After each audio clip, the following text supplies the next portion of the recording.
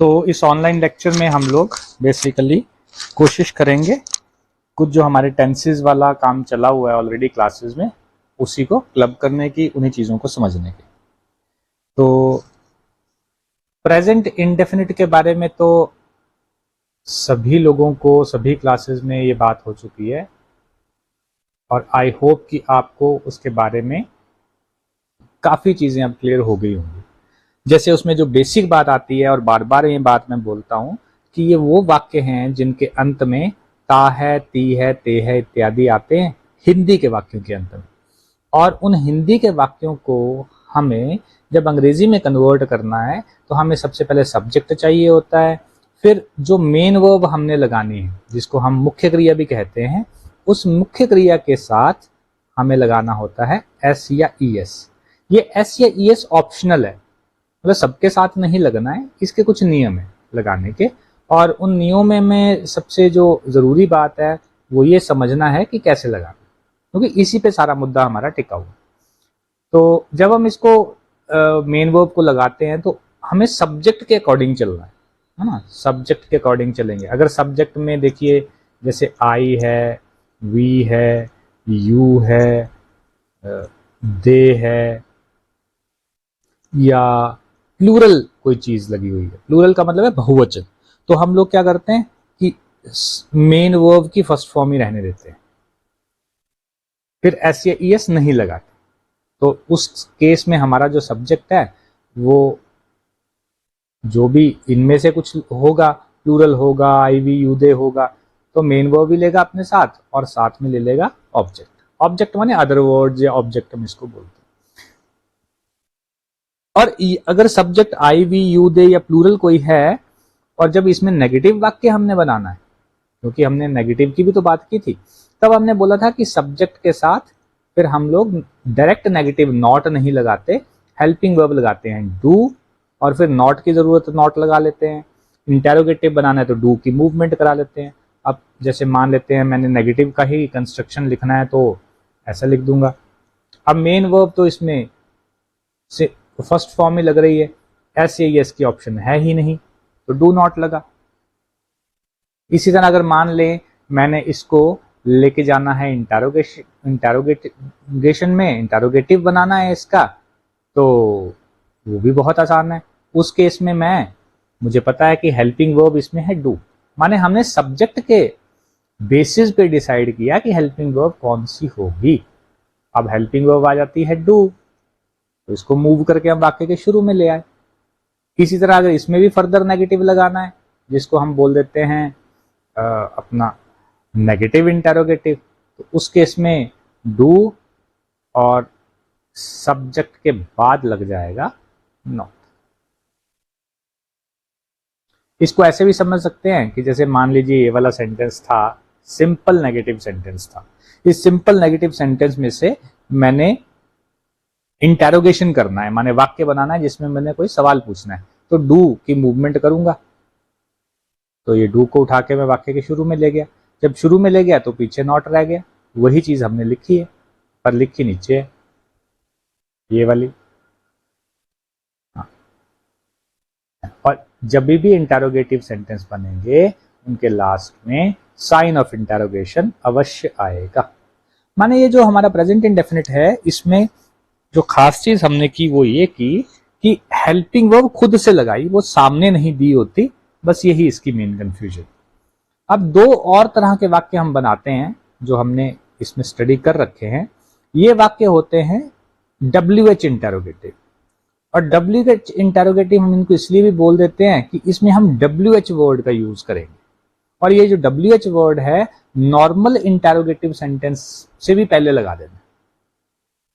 और WH word में हम लोग क्या क्या बोल पाएंगे, तो इसमें वाई की सेंस देनी हो, हाउ की सेंस देनी हो, वेयर की सेंस देनी हो, माने ये पूछना चाह रहे हैं कि कोई चीज कब होती है, या व्हेन की सेंस देनी हो, तो हम ये चीजें करते, इनको हम ऐड कर सकते हैं इन शब्दों में, और हमारा जो सिंपल सवाल है उसको और इंफॉर्मेटिव बना सकते हैं। सवाल के अंदर भी काफी कुछ पूछा जा सकता है।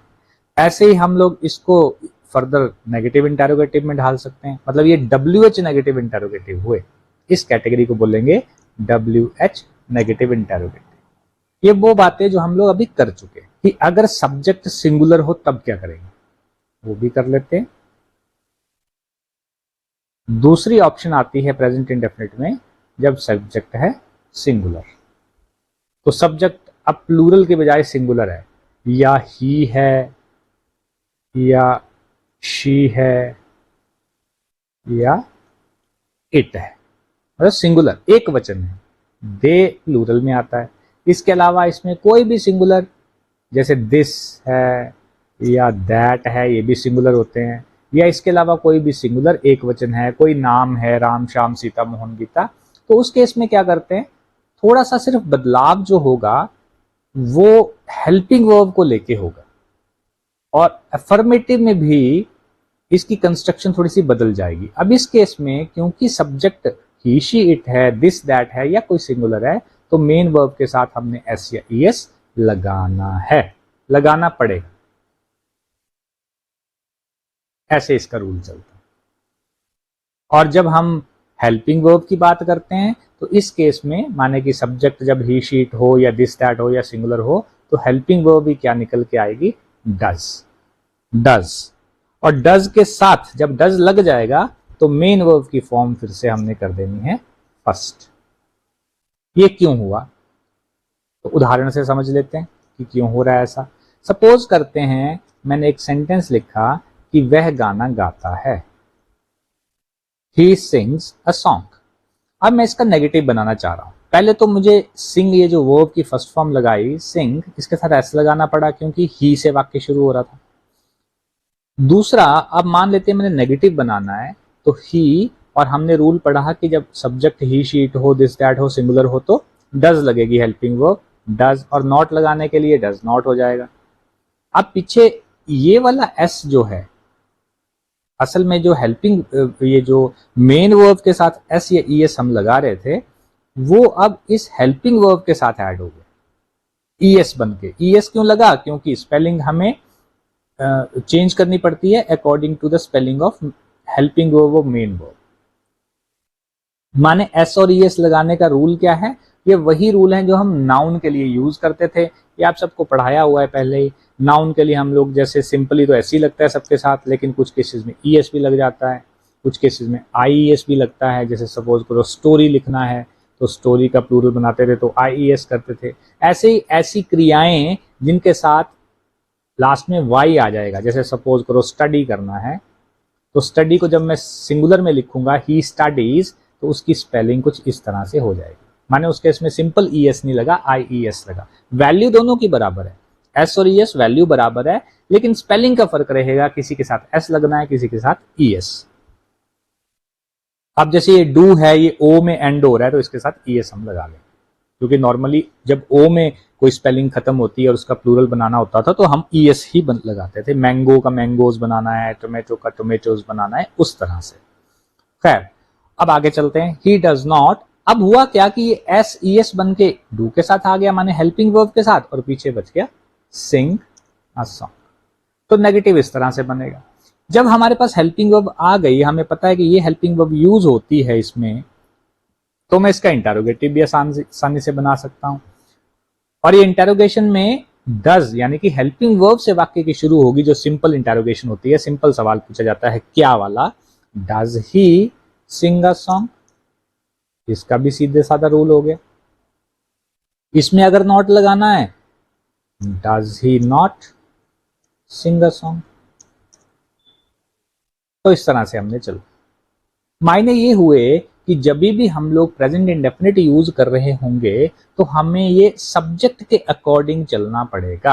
कि सब्जेक्ट देखना है पहले कि जिसके बारे में बात हो रही है या जो कार्य कर रहा है वो अकेला है, सिंगुलर है, प्लूरल है, एक से ज्यादा है तो प्लूरल हो जाएगा, या ही शी इट दिस दैट, ये सारे सिंगुलर होते हैं क्योंकि ये एक के लिए यूज किए जाते हैं। तो ये मोटे तौर पे इसका, बाकी बेसिक सेंटेंस स्ट्रक्चर हमेशा यही रहेगा, सिर्फ बदलेगा क्या, इसमें बदलते हैं हेल्पिंग वर्ब और मेन वर्ब के कॉम्बिनेशन। ये बात आप सबसे हो चुकी है। इसी कड़ी में हमने, जैसे पहले बोल रहा था मैं, कि पास्ट इंडेफिनिट भी इसमें हमने स्टडी करना है। तो पास्ट इंडेफिनिट भी कुछ इसी तरह का होता है, बस उसमें फर्क किस चीज का आएगा। पास्ट इंडेफिनिट के अंदर सब्जेक्ट के साथ एफर्मेटिव वाक्यों में, हाँ वाले वाक्यों में डायरेक्ट वर्ब की सेकंड फॉर्म लग जानी है और उसके बाद लग जाना है ऑब्जेक्ट। ये वैसे ही है जैसे हम लोग नेगेटिव वाक्य जब बना रहे थे प्रेजेंट इंडेफिनिट में तो डू या डज लगा रहे थे। अब वही डू या डज है, लेकिन क्योंकि सेकंड फॉर्म लगानी है उस डू या डज की, तो सब्जेक्ट के साथ हम लगा देंगे नेगेटिव बनाने के लिए डिड। नेगेटिव बनाना है तो डिड नॉट। माने इस केस में, पास्ट इंडेफिनिट के केस में हमारी हेल्पिंग वर्ब चलेगी डिड, डिड। और सबसे खास बात यह है कि यह सबके साथ ही चलेगा। जब डिड लग जाएगा तो मेन वर्ब की फॉर्म फर्स्ट करनी पड़ेगी। ये हमारा यहां ट्रिक रहेगा जो हमें कर उठाना है। माने सही कैसे चलेंगे। अब जैसे मान लेते हैं हमें सिंपल कहना है कि पास्ट इंडेफिनिट में हम किस तरह की स्टेटमेंट्स देते हैं। वैसे नॉर्मली हम देते हैं जिसमें वाक्य के अंत में आ रहा होता है किया, खाया, पिया, गया, इस तरह की चीज। माने लास्ट में या आता है, या। और ये या जो है ये हमें एहसास दिलाता है कि वाक्य पास्ट का है, यानी ये काम पहले ही हो चुका है, कंप्लीट हो गया। हाँ, कब हुआ ये कई बार स्पेसिफाई किया होता है, कई बार नहीं किया होता। ठीक है, जैसे मैंने पिछले कल अखबार पढ़ा, मैंने पिछले हफ्ते टीवी देखा, इस तरह के वाक्य नॉर्मली आ या था भी सिंपली आ जाता है। और बनाते कैसे हैं, जैसे मैंने टीवी देखा, आई, देखने की इंग्लिश है वॉच, और मैंने बोला इसकी सेकंड फॉर्म लगानी है वॉच्ड। क्या देखा, टीवी। मैंने गाना गाया, आई, सिंग की सेकंड फॉर्म है सैंग, अ सॉन्ग। ऐसे चलो। अब इसमें खास बात यह है कि सब्जेक्ट कोई भी हो, इसमें हमें ज्यादा याद रखने की जरूरत नहीं है। कोई भी सब्जेक्ट हो, सबके साथ वर्ब की सेकंड फॉर्म लगनी है। जैसे हमने किताब पढ़ी, वी रेड अ बुक। या कह लीजिए और कुछ इसमें हम ऐड करना चाहें, या शी मेड कॉफी, उसने कॉफी बनाई। ये पास्ट के वाक्य। जैसे उसने सपोज कर लेते हैं पिछले कल बनाई, तो यस्टरडे इसमें मैं ऐड कर सकता हूं। She made coffee yesterday. हमने कब पढ़ी बुक, लास्ट संडे। लास्ट मतलब पिछला। We read a book last Sunday. On आएगा इसमें, ऑन लास्ट संडे। मैंने गाना कब गाया, सपोज करो 1 घंटा पहले। I sang a song 1 hour ago. मैंने टीवी कब देखा, पिछले फ्राइडे। या मैंने टीवी देखा सपोज कर लेते हैं पिछले महीने। आई वॉच टीवी लास्ट मंथ। इस तरह के वाक्य इसमें रहते। सेकंड समस्या की नेगेटिव कैसे बनाएं। अब नेगेटिव डायरेक्ट नहीं बनेगा ना, जैसे प्रेजेंट इंडेफिनिट में डायरेक्ट नॉट नहीं लगा था, डू या डज के साथ नॉट लगा था, वैसे इस केस में भी डायरेक्ट नॉट नहीं लगेगा, नॉट लगेगा डिड के साथ। जैसे शी मेड, ऊपर वाले वाक्य ले लें, आई वॉच्ड टीवी लास्ट मंथ, तो आई सब्जेक्ट आ गया, उसके बाद ऐड करना डिड नॉट सबके साथ। इसमें सब्जेक्ट देखने की जरूरत नहीं है, जैसा भी सब्जेक्ट है वो हमने लगा दिया और उसके बाद डिड नॉट। फिर यहां थोड़ी सी ट्रिक ये है, क्योंकि ये वॉच्ड हमने लगाई थी सेकंड फॉर्म, अब डिड लगा दिया है। डिड जो है ऑलरेडी डू की सेकंड फॉर्म है। ये जो डू हेल्पिंग वर्ब इसमें भी डू ही है, लेकिन उसकी हम सेकंड फॉर्म ऑलरेडी लगा रहे हैं डिड।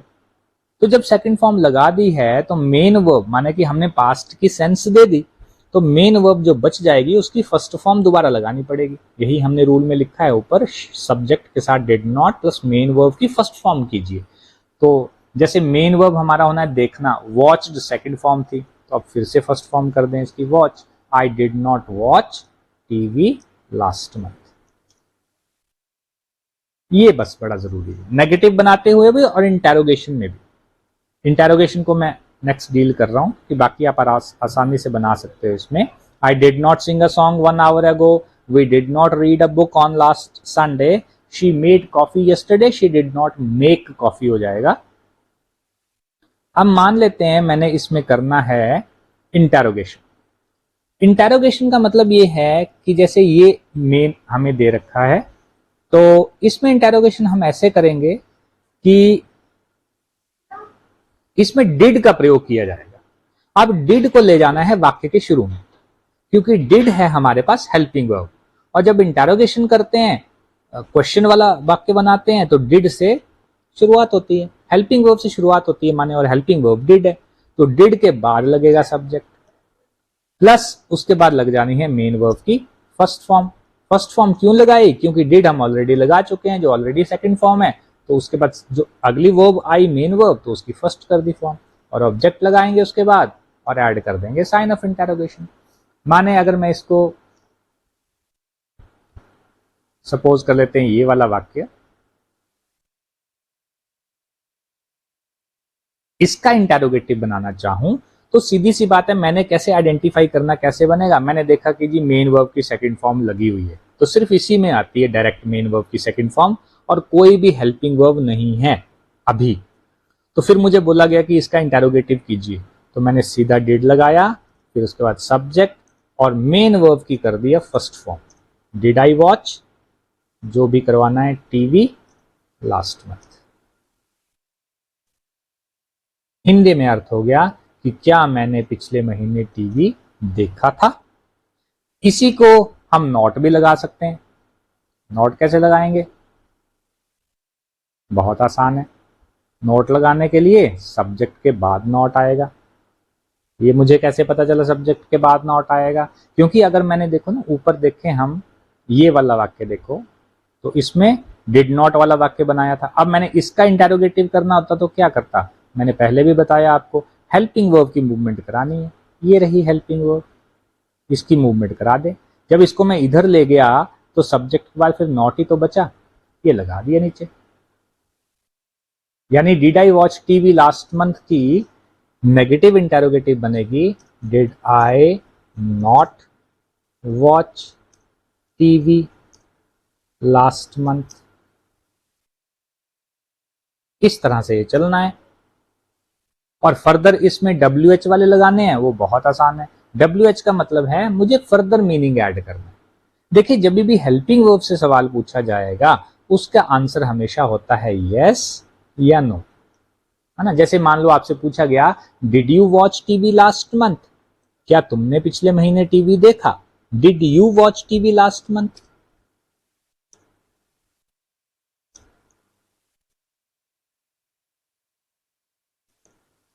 ऐसे सवाल पूछा, तो इसमें देखो दो ही पॉसिबिलिटी है।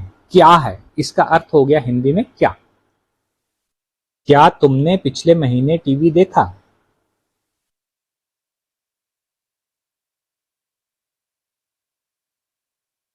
तो या तो आप बोलोगे कि देखा, हाँ जी देखा है, या बोलोगे नहीं देखा।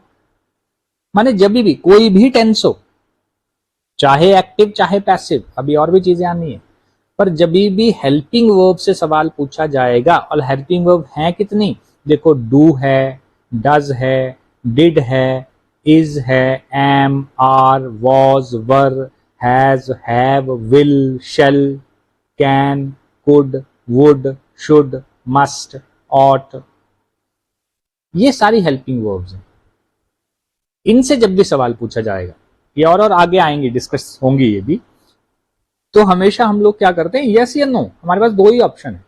देखो, मैं यही बोल सकता हूं कि क्या तुमने पिछले महीने टीवी देखा, did you watch TV last month. अब सपोज करो कोई मुझसे पूछता है डिड यू, तो मैं आंसर दूंगा नो। अब सपोज करें मैंने नहीं देखा, no I did not watch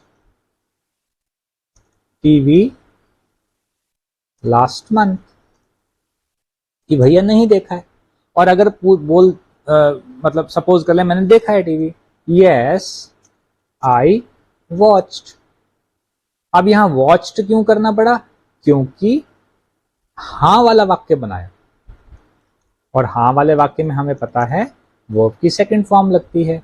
नहीं वाले वाक्य में क्योंकि डिड लगा होता है तो वर्ब की मेन वर्ब की फॉर्म फर्स्ट ही लगेगी, डिड नॉट कर दिया। इस तरह से ये चलना है। टेंस चाहे कोई भी हो, देखो ना, जैसे अभी इसको हम सपोज कर लेते हैं प्रेजेंट इंडेफिनिट में, एक चेक कर लेते हैं ये वाली चीज भी। अब जैसे देखो ये लिखा है does he Singh a song, उसने ये पूछा कि क्या वह गाना गाता है। तो इस केस में भी मेरे पास दो ही ऑप्शन है, या तो मैं बोलूंगा हाँ जी गाता है, yes he sings a song, या बोलूंगा नहीं गाता, no he does not sing a song. और मेरे पास ऑप्शन ही क्या है, do does did is am are, मतलब जब भी हेल्पिंग वर्ब से सवाल पूछा जाएगा दो ऑप्शन है हमारे पास, यस या नो। लेकिन ये वाले सवाल देखो, ये कौन से सवाल हैं जो पूछेंगे WH वर्ड से। WH वर्ड का मतलब है एक्स्ट्रा इंफॉर्मेशन, जैसे वाई, हाउ, है ना, व्हेन या वेयर, है ना। जैसे अभी उसने पूछा था मेरे से पहले, did you watch TV last month. जैसे देखिए ये सिंपल सवाल था, इसको पकड़ते हैं पहले, did you watch TV last month. अब मैंने बोला इसमें WH बनाना है ना, तो इससे फर्दर हमें, इससे पहले शुरू में ही ये वर्ड दे देना जो हमें मीनिंग देना है। सपोज कर लेते हैं क्यों देखा पूछ रहा है वो मुझे, तो पूछेगा why did you watch TV last month. Why का मतलब हो गया क्यों देखा, हाउ का मतलब है कैसे देखा, व्हेन का मतलब है कब, वेयर का मतलब है कहां। Y did you watch TV last month, तो वाई का मतलब मुझे देना है बिकॉज आई वॉज एलोन, मतलब मुझे कारण बताना है। So I watched TV at home last month. Sentence बड़ा हो गया, कारण, क्योंकि हमें कारण बताना पड़ा, और कारण बताना था तो बिकॉज से शुरू किया, मतलब वाई में नॉर्मली कारण। तो उसने पूछा क्यों देखा टीवी, हमने बोला क्योंकि मैं घर में अकेला था, क्योंकि मैं अकेला था इसलिए मैंने घर पे टीवी देखा पिछले महीने। अब पूछता है कि how did you watch TV, तो इसका आंसर भी मैंने लिख दिया। इसको थोड़ा मॉडिफाई कर देता हूं, कैसे देखा। कैसे देखा का मतलब किसी भी सेंस में समझ सकते हो आप, मैं इसको इस सेंस में समझ रहा हूं कि आई वॉच्ड टीवी एलो। कैसे देखा भैया, अकेले देखा, ऐसा बता दिया। अब उसने पूछा कि कहां देखा, सॉरी पहले आ गया कब देखा, कहां बाद में, पहले कब देखा। तो मैंने देखा, सपोज कर लेते हैं शाम को, तो आई watch TV in the evening.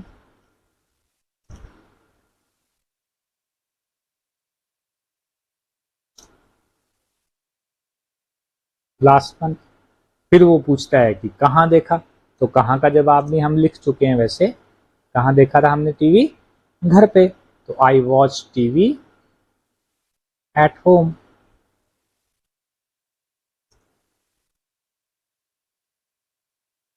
Last month. कहने का भाव ये है कि क्वेश्चन हमें बताएगा आंसर किस तरह से देना है। और ये बातें सिर्फ यही नहीं चलेंगी, ये सभी टेंसेज में यही रूल चलता है। यहाँ तो मैंने एक खाली आपको एग्जाम्पल दिया कि कैसे हम लोग मूव करेंगे। ये बहुत आसान है, ये दिमाग से निकाल दीजिए कि टफ है। टफ कुछ भी नहीं है, सिर्फ हमें समझ होनी चाहिए कि करना कैसे, और इसकी प्रैक्टिस जितनी करेंगे उतना ज्यादा ये आता है। ठीक है जी। अब इसमें फर्दर हम देखो ना, जैसे हमने प्रेजेंट इंडेफिनिट में बनाया वैसे इसमें भी तो बना सकते हैं। क्या बना सकते हैं, इसमें भी बना सकते हैं हम लोग वो नेगेटिव WH वाले, जैसे where did you watch TV, where did you not watch TV, कहां नहीं देखा। तो हम ऐसा लिखेंगे फिर, आई डिड नॉट वॉच, नहीं आएगा ना, फिर डिड लग गया तो देखो कंप्यूटर भी बता रहा है कि गलत है। I did not watch TV at home, घर पे नहीं देखा। या I did not watch TV at school या college, I did not watch TV at college last month I watch TV at home last month, अभी तो हमने answer लिखा था। तो इस तरह से हम अपने आंसर्स को मॉडिफाई कर देते हैं।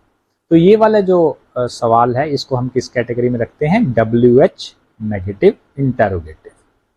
आई होप आपको ये बेसिक बात समझ आ गई हो।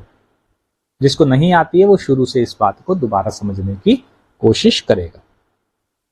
आप वीडियो रिवाइंड कर सकते हो बच्चे, वीडियो की स्पीड कम ज़्यादा कर सकते हो, मेरे बोलने की स्पीड कम हो जाएगी, कम तो नहीं हो पाएगी, वो तो स्टैंडर्ड रहेगी, बस ज़्यादा हो सकती है। तो ज़्यादा करने का मतलब है कि जो हिस्से आपको लग रहा है कि आपको आते हैं या आप समझ चुके हैं उसको आप फास्ट करके देख लें या उसको स्किप कर लें उतने हिस्से को, और जो चीज़ समझनी है उस पर फोकस करें, और जितनी प्रैक्टिस करेंगे उतना आएगा। चलिए अभी बात करते हैं फ्यूचर इंडेफिनिट की। हालांकि ये बातें मैं करा चुका हूं लेकिन जस्ट रिपीट कर रहा हूं ताकि हम ओवरऑल कॉन्टेक्स्ट में इसको प्लेस कर पाए। फ्यूचर इंडेफिनिट क्या रहता है कि ये वो वाक्य हैं जिनमें हिंदी वाले वाक्यों के अंत में होगा, होगी या होंगे इत्यादि आता है। जैसे नॉर्मली वाक्य कैसे रहते हैं कि हमने बोला कि वह खाना खाएगा, सीता गाना गाएगी, मैं दिल्ली जाऊंगा इत्यादि।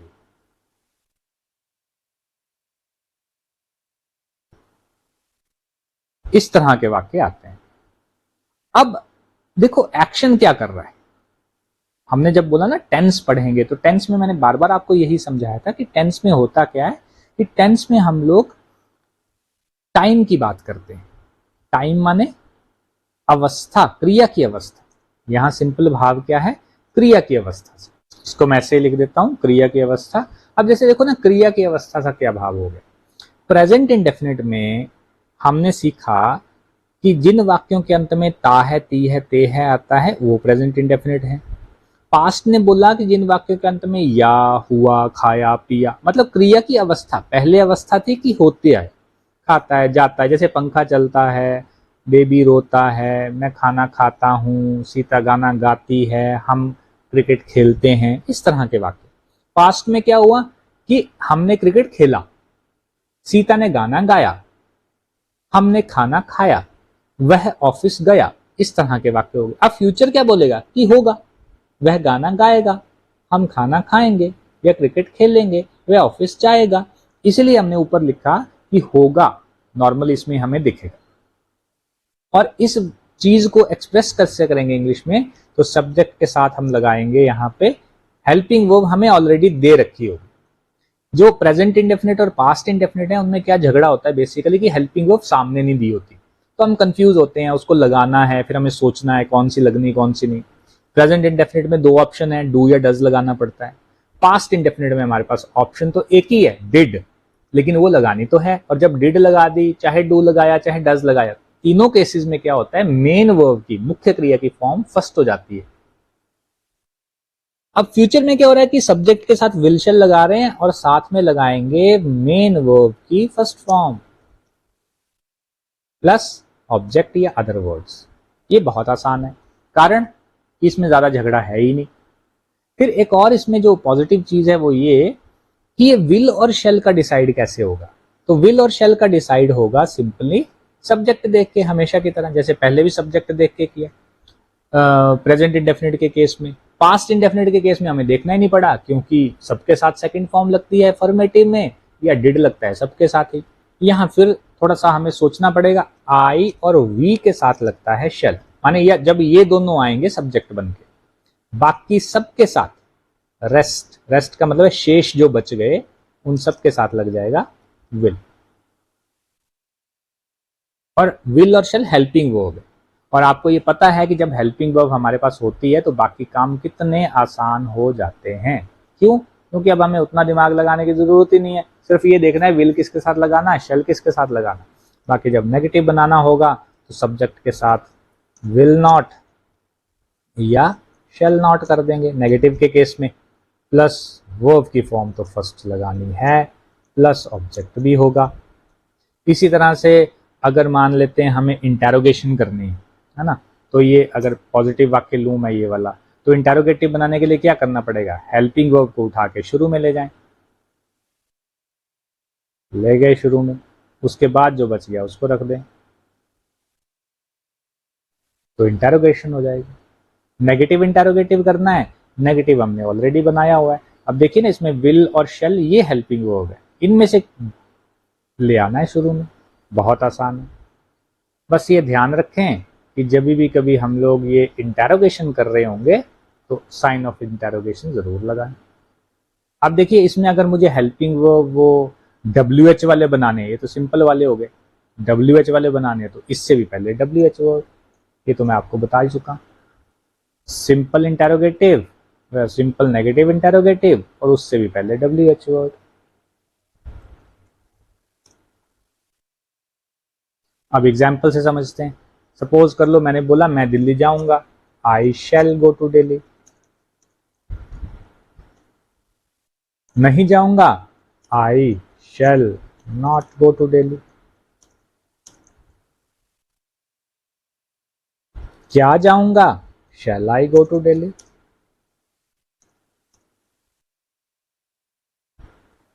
क्या नहीं जाऊंगा, shall I not go to Delhi. कब जाऊंगा, when shall I go to Delhi.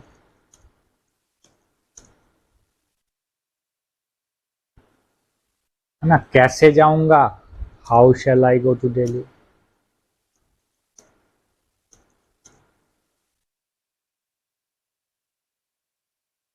या हम पूछ सकते हैं कि क्यों जाऊंगा, वाई शैल आई।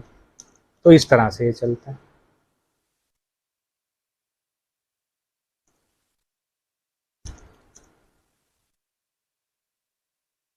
हम मान लेते हैं यहां आई की जगह अगर आ गया वी,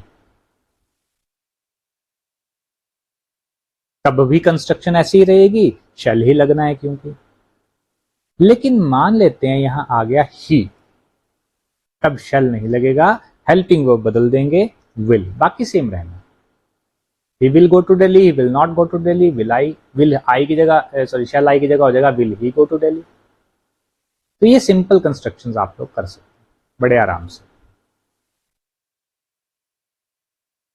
अब मान लेते हैं ये जो विल और शेल हैं इनको मैं रिवर्स कर दूं तो क्या होगा। रिवर्स करने का भाव है, ये विल और शेल थे, शेल और बाकी सबके साथ लगाना था विल, यही बात हुई पहले। अब मैं बोल रहा हूं मान लेते हैं इसको रिवर्स कर दें। रिवर्स करने मतलब आई वी के साथ विल लगा दूं और बाकी सबके साथ शेल लगा दूं। तो ब्रिटिश ग्रामर क्या बोलता है कि क्या असर होगा इसका। इसका असर ये होगा कि इसमें आएगी डिटर्मिनेशन का भाव आ जाएगा, मतलब दृढ़ता आ जाएगी कि वो काम पक्का होना है, ये भाव आ जाएगा। वैसा ही डिटर्मिनेशन फिर इधर आ जाएगा। एग्जाम्पल, जैसे मान लो मैं बोल रहा हूं आई शैल गो टू दिल्ली।